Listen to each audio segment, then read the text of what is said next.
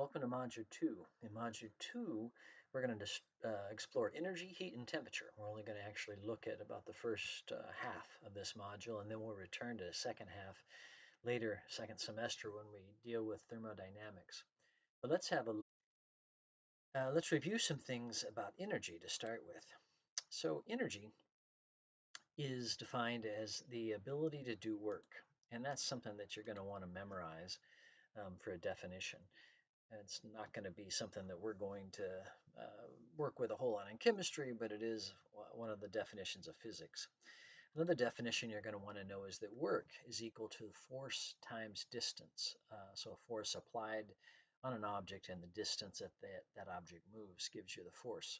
Once again, those are formulas that you're going to, Wiley may ask you something about them at the beginning, but really we're going to be dealing with energy, in particular in the form of heat. Now, heat is the energy that's transferred as a result of a temperature difference. So if your hand touches an object that's cold, what that means is that energy in the form of heat, it moves from your hand to that cold object. It doesn't go from an object that feels cold to you back to your hand. So it only moves in that one direction. Another important definition or a factor about energy is the first law of thermodynamics. Now, in the first law of thermodynamics, it says that energy can't be created or destroyed. It may change form. So it may go from potential energy to kinetic energy. It may go from one form of kinetic energy, like the energy of a ball in motion, to friction causing heat, different form of kinetic energy. But it can change form, but it's never destroyed. Potential energy is energy that's stored, and it can then be converted, let's say, into kinetic energy. And kinetic energy is energy in motion. Let's look at some units on energy. One of the units that we're going to use is a calorie, and another unit that we're going to use is the unit of joules. And you're going to need to know how to convert between calories and joules. So 1 calorie equals 4.184 joules. One just little bit of trivia note is that a lot of times on cereal boxes and other containers of food, they will tell you how many calories are in a single serving. Now, whenever food has that labeled, they're actually talking about kilocalories or 1,000 calories.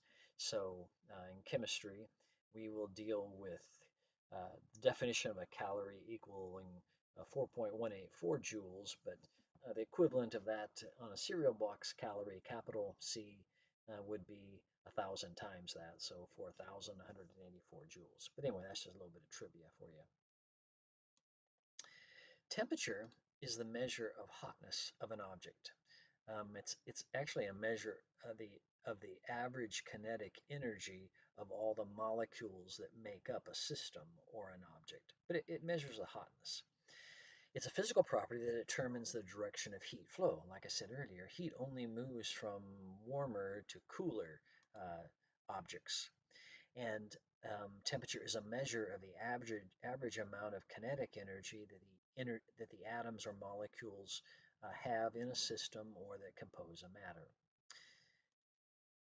A lot of times we use thermometers to determine the temperature, and that has different units. And the units that we're going to use in this class are Celsius, Fahrenheit, and Kelvin. And you're going to need to be able to convert between the Celsius, the Fahrenheit, and the Kelvin as well. I'll show you what they look like as they compare to one another. A Kelvin scale is what we call absolute temperature.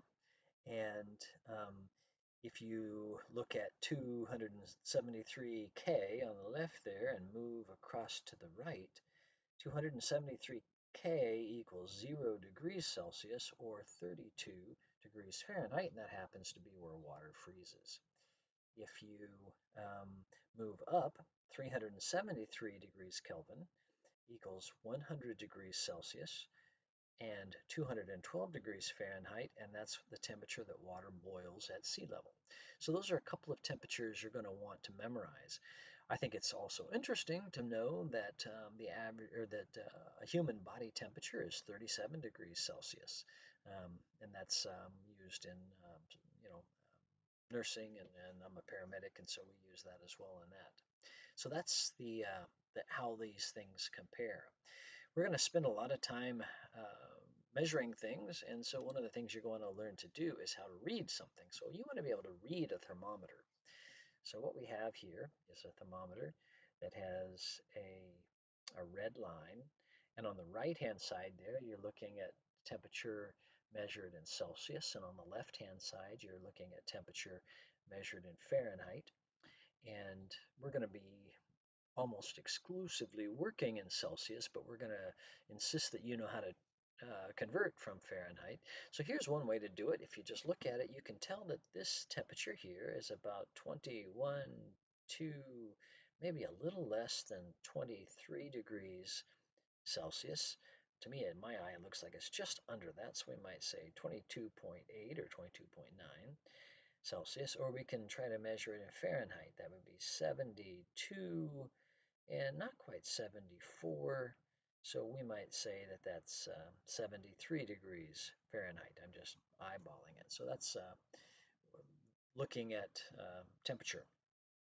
And you're going to want to use your thermometers to do that. So we're going to convert in between units. So for example, we will say something like this. The normal temperature for a rat is 99.3 to 101 degrees Fahrenheit. What is the temperature range in Celsius and Kelvin? And one of the formulas that you need to memorize is that if you want to know what a temperature is in Celsius and they give it to you in Fahrenheit, just like this one does, you take the Fahrenheit number and you subtract it by 32 and then you divide that by 1.8. And so in this case, we would take 99.3, subtract it by 32, and divide that by 1.8, and that would give you the temperature in Celsius. If you want to know what the temperature is in Kelvin, um, you just, once you've already figured out what the temperature is in Celsius, you just add 273.15 to it, and that will give you the temperature in Kelvin. So, for example, in this case, if we have our number in Fahrenheit, 99.3, if I subtract 32 from that and divide by 1.8, I come up with 37.4 degrees Celsius. If I have 101.3 degrees Fahrenheit, same thing, I'll run that through the formula, subtract 32, divide that by 1.8, and that give me 38.5 degrees Celsius. It's important that you always do it in that order. So you want to first, if you're in Fahrenheit, you want to subtract 32 and then divide by 1.8. You don't want to divide by 1.8 and then subtract 32. It won't work that way. Our Kelvin number is if we have, let's say, 37.4 degrees Celsius. If I add 273.15 to that, that gives me 310.6 Kelvin. And the other one, 100, see, here we go, 38.5 Celsius would give me 311.7 Kelvin. Just as a matter of convention, we always say that a temperature is in degrees Celsius or degrees Fahrenheit, but we don't even use the word degrees for Kelvin. It's the absolute temperature scale, so a lot of times people will just say 273.15 Kelvin. I don't think it's technically wrong to say degree Kelvin, but chemists always just call it Kelvin. All right, so there's a lot of problems that we could go through here. Here's one for you to work on. Antarctica sets a record of low temperature of 135.8 degrees Kelvin. Convert that to Celsius and then, degrees Fahrenheit. Convert that to Celsius and then Kelvin. And I will let you just pause the video here and work that problem out. And then once you've got it worked, restart the video and I'll give you the answer. So when you restart the video here, it comes out that negative 135.8 degrees Fahrenheit comes up to negative 93.2 degrees Celsius and also 179.9 Kelvin. Here's another one for you. A block of dry ice has a surface temperature of negative 109.3 Fahrenheit, and I want you to convert that to Celsius and convert that to Kelvin. So pause the video here, solve that problem, and then restart it afterwards. And the answer to that is negative 78.5 degrees Celsius and 194.7 Kelvin. Here's another question. The optimal temperature for your refrigerator is about 1.7 to 3.3 degrees Celsius. Convert that to Fahrenheit and also convert that to Kelvin. We'll let you pause the recording here and then do that. And whenever you convert Celsius to Kelvin, remember all you're going to do is take the 1.7, add the 273.15 to it, and so you'll get 275 and 276 Kelvin. And if you convert that to Fahrenheit, that's 35.0 to 38 degrees Fahrenheit.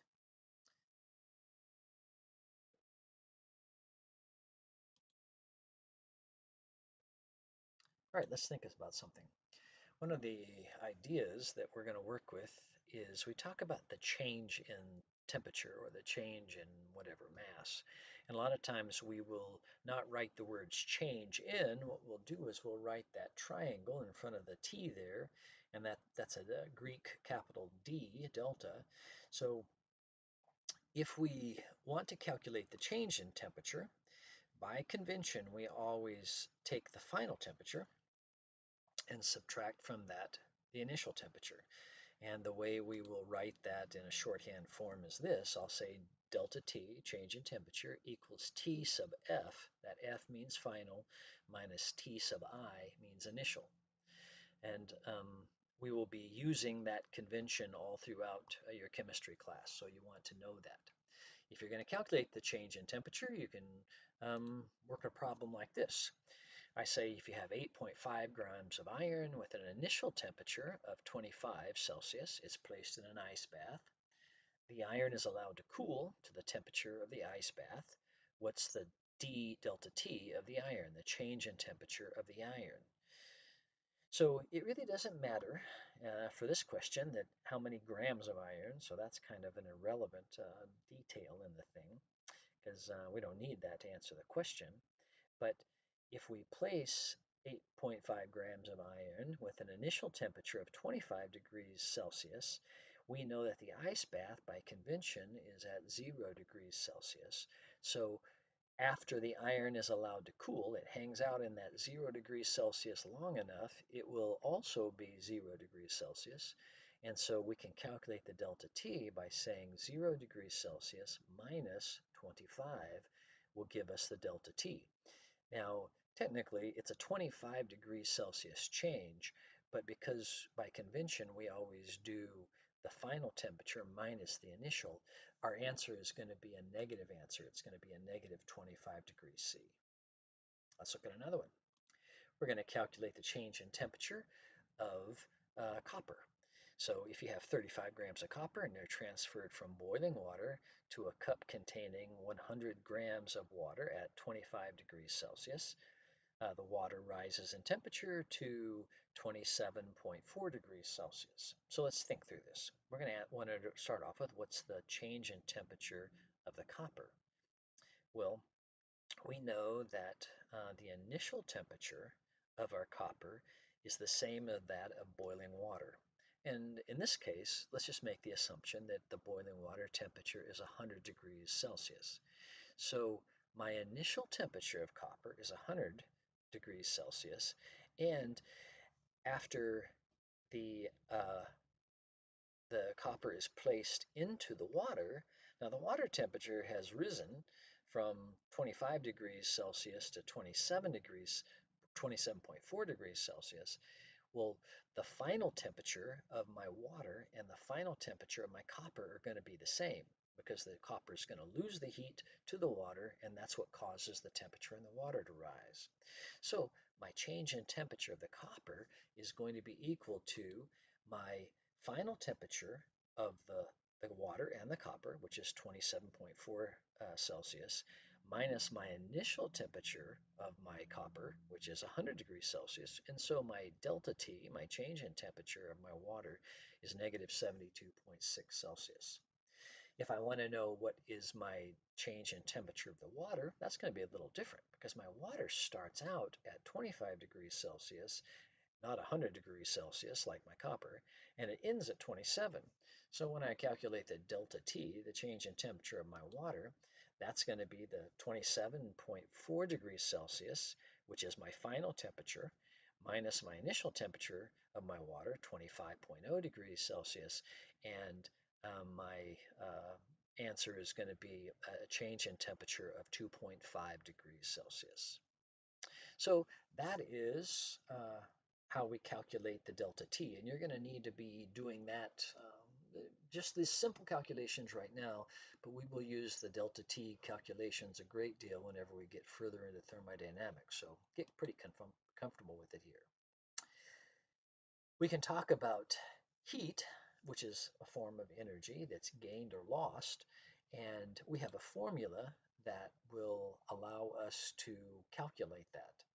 And this is the formula that we're going to use, and we're going to go through it whenever we continue with our thermodynamics right before chapter 13. So we will stop at this point in our discussion of energy and temperature, um, and we'll return to it later in the year. So anyway, these are the key ideas that I want you to learn for Chapter 2, Heat and Temperature and Energy.